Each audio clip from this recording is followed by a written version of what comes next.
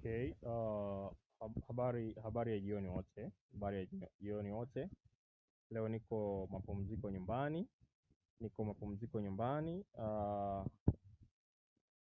Niwatakia habari ya jioni wote, lakini pia wale ambao tuko kwenye Kwaresma. Mwenyezi Mungu aendelee kuwatangulia sana wale ambao tupo katika mfungo, wale wenzetu Waislamu pia, na Mwenyezi Mungu pia aendelee kuwabariki. Jina la Bwana wote kwa pamoja liweze kutukuzwa. Tunafunga kwa ajili ya afya, tunafunga kwa ajili ya kuweza kuipa miili yetu pumziko. Wakati huu wa mfungo, dada mmoja nilikuwa nimekaa naye jana, akawa ananiambia alikuwa na changamoto na sukari yake inamsumbua sana, lakini toka ameanza Kwaresma angalau mambo yamekuwa shwari. Nikamwambia, unaonaje huu ndio uwe mfumo wako kuanzia sasa hivi? Akaambia, dokta, unajua na nini vitu kama hivyo. Lakini kiuhalisia, light kama Watanzania wote tuamue kubadilika sasa hivi, tuamue kuishi kwa mlo mmoja, inawezekana.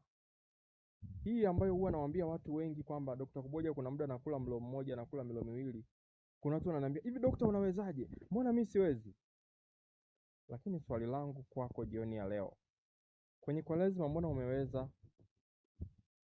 Ulishajiuliza hicho kitu?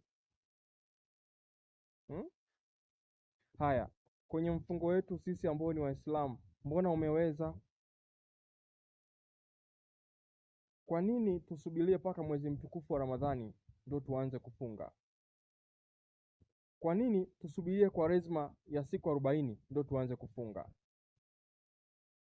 Kwa nini tusiamue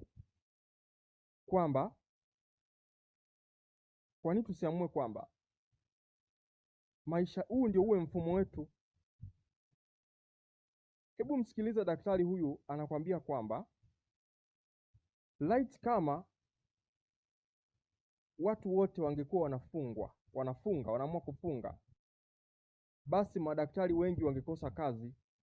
Nahisi tungebaki na madaktari ambao ni masurgeon, ambao watu wengi walikuwa wanaenda hospitali kwa ajili ya kupata aidha ajali ya bodaboda, amevunjika mguu, mkono, au ampata labda shida kwenye jicho, lakini sio habari ya tumbo tena.